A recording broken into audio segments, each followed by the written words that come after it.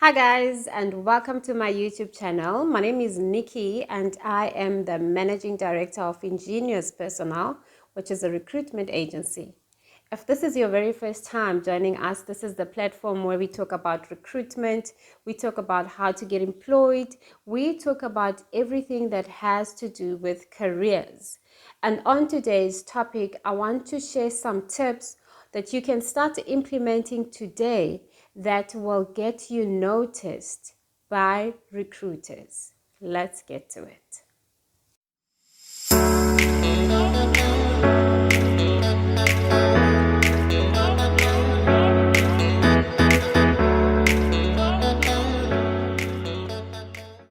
Before we get onto the tips, I just want to give you a little bit of a background to make you understand the different types of recruiters.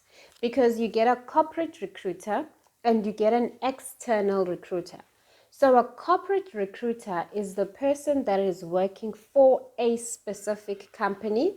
They are working hand in hand with the HR. Sometimes they work with HR managers, HR BPs, but they are responsible to do or to handle the recruitment business for the company. Okay, for a specific company. For instance, they could be working for company A, B, and C, or they could be working for a financial institute, and they are the ones that handle the recruitment process, that interviews for the company. That is a corporate recruiter. Then you get an external recruiter. Now, this is the person that is working for a recruitment agency that is working hand in hand with the corporate recruiter most times, or that is working hand in hand with the HR manager. Okay, so those are the two different types of recruiters that you would find. Okay, my background, just to tell you a little bit more about my background, I started my career as an external recruiter where I was working for a recruitment business. I then went and I worked for an internal company where I became an corporate recruiter that was working for a company. Okay, right now I'm running a recruitment agency where we assist clients with any specific positions that they might have in their organization. Okay, so we work hand in hand with your HR managers, HR BPs, sometimes corporate recruiters, etc. So that's the two different types of recruiters. Now, you also need to understand that a recruiter can sometimes have multiple positions that they are recruiting for. It's very rare that you would find a recruiter that will only be working on one specific job. At times, they could be working 20 jobs. At times, they could be working 15 jobs per person, recruiting for various companies, or recruiting for a specific companies, but just multiple positions. Okay, now you can obviously imagine the amount of CVs that they have to go through in order to find that specific candidate, or in order to match the specific candidate to a position. Now, coming from an external recruiter, they don't only just send one CV per job. Depending from agency to agency, sometimes they could be referring three CVs for one position. Sometimes they could be referring 4 CVs for one position. It depends on the ratio of that recruiter. Okay, so what do you need to do in order to make sure that your CV stands out from the rest of the CVs that the recruiters are going through on a day-to-day basis? Okay, because you need to make sure that your CV stands out so that you are noticeable. You can imagine the amount of CVs that they go through on a day-to-day basis. Now, what happens on a recruiter's desk is that there's 3 piles of CVs. There's one pile that is the A candidate, which is what we call the A candidate. Now, this pile of, or this batch of CVs is candidates that meet the job description 100%. Sometimes what we also need to understand is that it can sometimes be difficult to match the job description 100%. So I normally say that some cases it doesn't exist, because a job description is a wish list that what the client wants. Okay, now the batch number one that is on a recruiter's desk is the A candidates. These are the candidates that meet the job description 99%. They've got the relevant qualification that is required on the job. They've got the relevant skill. They meet the job description 99%. So that's the first pile on a recruiter's desk. Now, the second pile or second batch of CVs that's on a recruiter's desk is the 50-50 batch. Now, these are the candidates that sort of meet the requirements, but there's just something about them that just doesn't sit right, or maybe you need to go back to them and just relook at the skill. You're not declining them for the position, but they don't really meet the position 100% like the first batch of candidates. Now, the last batch of CVs that's on a recruiter's desk is the candidates that have applied for the position that do not necessarily meet the requirements. 90% of the time, or 99% of the time, these CVs do not meet the requirements. They have just wasted your time. These are the people that waste your time, basically, that are sitting on batch number 3. They've applied for a position that they have absolutely no skill for. Okay, so that's what you need to understand that happens on a recruiter's desk. Now, how do you make sure that you land on the right batch of CVs? Now, let's get to it. Now, let's talk about tip number 1. So, before you apply for any positions out there, any positions that have been advertised, either by a specific company or either by a recruitment agency, you need to be asking yourself this very first question. Do I have the necessary skills that is required from the job ad in order for me to apply for this position? Do I possess the qualifications that is required on the ad in order for me to apply for this job? Do I have the number of work experience that is required on the ad in order for me to apply for this role? So you need to be asking yourself this question every single time before you apply for a position. Do I possess the right skills for this position? Sometimes you will find ads that will be looking for somebody that has got a master's degree, or somebody that has got a BSc, or maybe they're looking for a financial person that has got a financial qualifications. And if you do not have the relevant qualifications that is required on the job description, then you do not fit the criteria of that position, then you should not be applying for that position. Some ads will say something in the lines of you must have at least a minimum of 3 to 5 years of working experience within an FMCG space, within an engineering space, within an IT space. You know, the ads are specific, and the ads are written out for a specific reason, because they're looking for a specific person. And if you do not possess the skills that is required on the ad, then you should not be applying for the position. Because if you apply either way, what's going to happen is your CV is going to end up on batch number 3, which is what we spoke about. So you do not want your CV to land on batch number 3 on all the unqualified candidates. The candidates that have applied for positions that have absolutely no qualifications or skills for. Okay. Sometimes I know that a lot of people do apply for positions that are unsuitable for.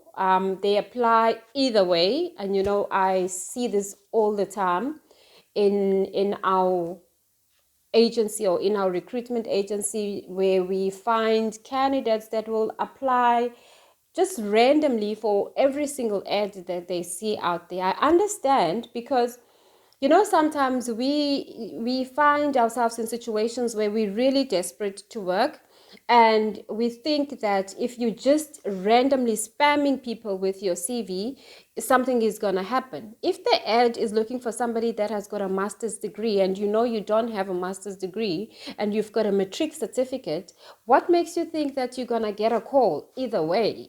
So it's really irrelevant for you to be applying for positions that you are not qualified for. Rather, apply for positions that you have the necessary skills that is required and you have the necessary qualifications. Or if you do not, make sure that you at least meet the job description, 90% of the job description, you meet the job description before you start applying, because that way, if you do not land on batch number 1, you will then land on batch number 2. So that is our very first tip. Tip number 1. Now let's move on to tip number 2.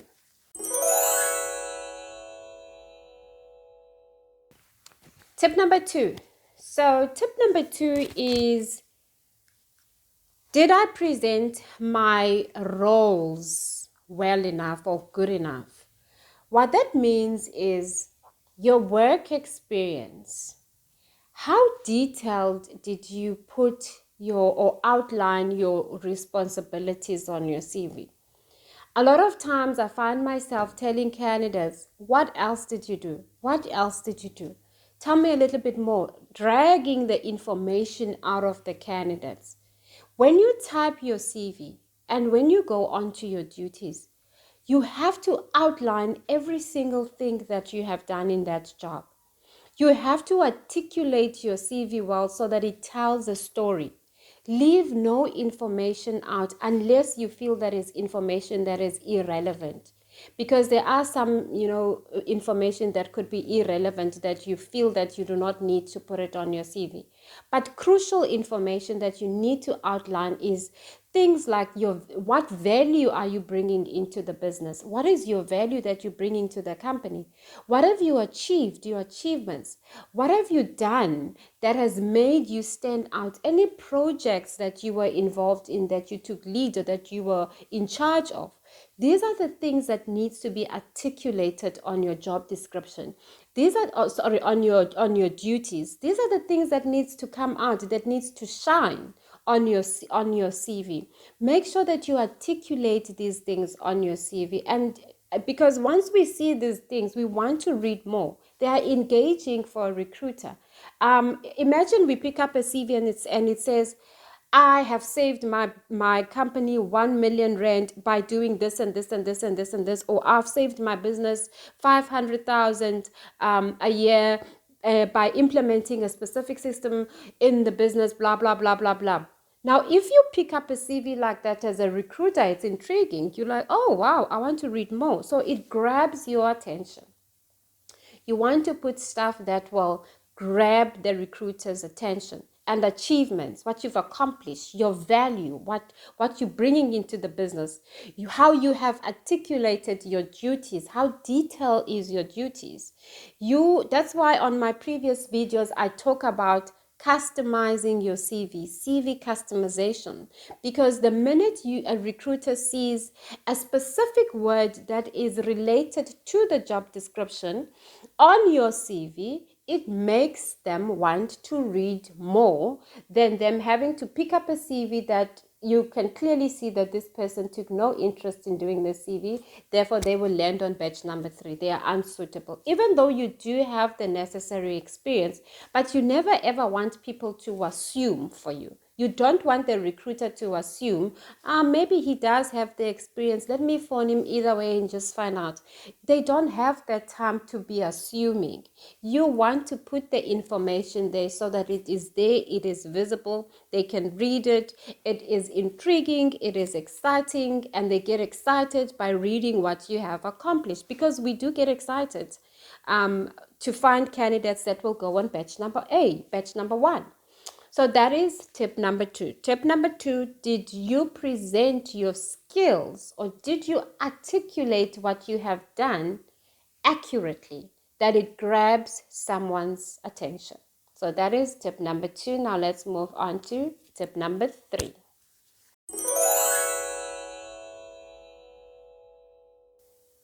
Tip number 3. You need to remember this, that your CV tells a story. It's your life story. It's what you have done in the past, what you have accomplished, That is why when you walk in an interview, the interviewer will say, "Tell me about yourself." That question means, what have you done since you matriculated? Hence why I would say, start from the time you matriculated. What did you do? What happened? Then what happened? Then what happened? It is a life story. Your CV has to tell a story. When a recruiter picks up your CV, they should be in no doubt not to understand what is your story.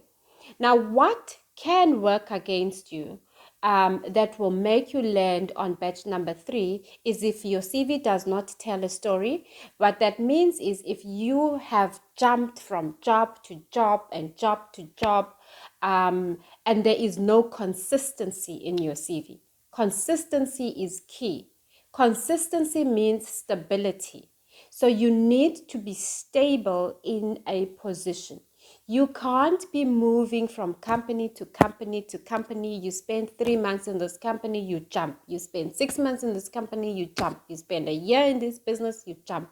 Because there is no consistency in your life. There is no consistency on your CV. Therefore, we automatically assume that you are untrustable. We can't trust you. Because even if we do put you or get you a position, chances are, because of your track record tells us that you are not trustworthy, we can't trust that you are going to stay at the client because you've been moving and you've been hopping around for so long. There is no consistency in your life. So whenever you make a career change or you move to a different company, always make sure that you have at least stayed a substantial amount of time, because if you just get there for 1 month and you already are like, "I'm out of here, I'm gonna just go and stay home and find another position," you do find another position, but that inconsistency over your CV can work against you. Consistency is key on your CV, because the consistency will make sure that you land on batch number 1 or you land on batch number 2. Sometimes, which is a very important note that I need to make, that you do find candidates that possess the right skill, the right qualification, they match your job description 100%, but the consistency of their track record is not there. Those candidates are candidates we as recruiters stay away from, even though they meet what we are looking for. But because they have not been consistent in their previous job, it is difficult now for us to trust that they will stay at our client. Therefore, we stay away from from those type of candidates. So your consistency, your track record is very important for a recruiter. Now that was tip number 3. Now let's move on to tip number 4.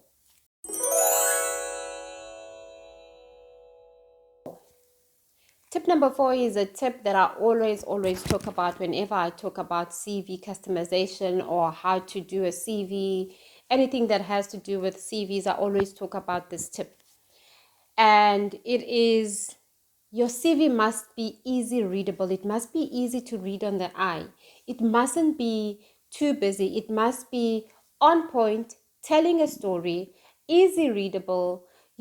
Make it easy. Don't put too much unrelated information or irrelevant information on your CV. For instance, irrelevant informations are informations like what you do on a weekend, your hobbies. You don't need hobbies to list your hobbies on your CV, because nobody really cares. Number 2, irrelevant information is a 1 full page cover letter. Unless you're applying for a very senior executive role, then you can do a full cover letter. But if you're applying for a customer service position, just a general position, you don't need a 1 full page cover letter. Some companies or some recruiters, they don't even read the cover letters. I used to be one of those recruiters that just don't read cover letters, especially for junior positions, unless it is for a senior or an executive position. Then I would read a cover letter. But I know that a lot of recruiters do not read cover letters. So your CV must be accurate, on point, easy to read, easy to understand, telling a story. It outlines your values, it outlines what you have done. Your achievements are there. Everything is in line. It's easy to read. Your qualifications are on one section. Your computer skills are on one section. Your first company that you have worked for is on one section. The outline of your CV is easy to understand. It is easy to the eye. It is not complicated at all. So that is tip number 4. Now let's move on to our very last tip, which is tip number 5.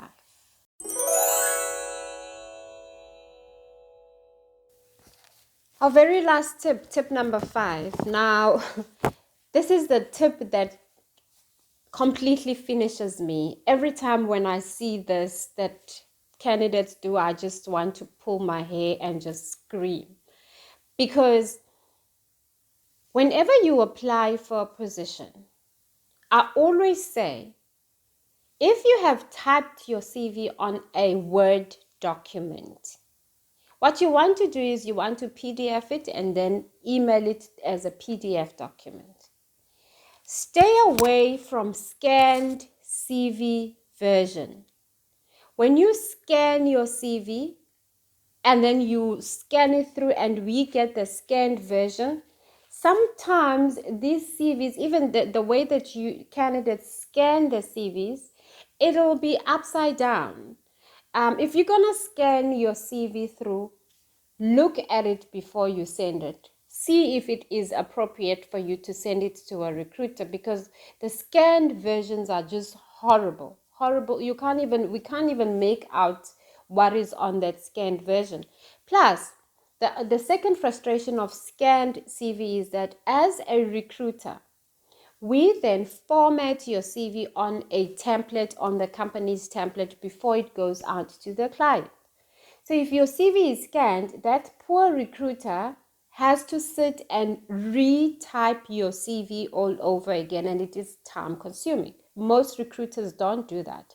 Hence why you will not get anybody calling you back for a position, because your CV, it is not only, we can't make out what is on your CV, because once you've scanned it, the ink on the CV, somehow it just disappears.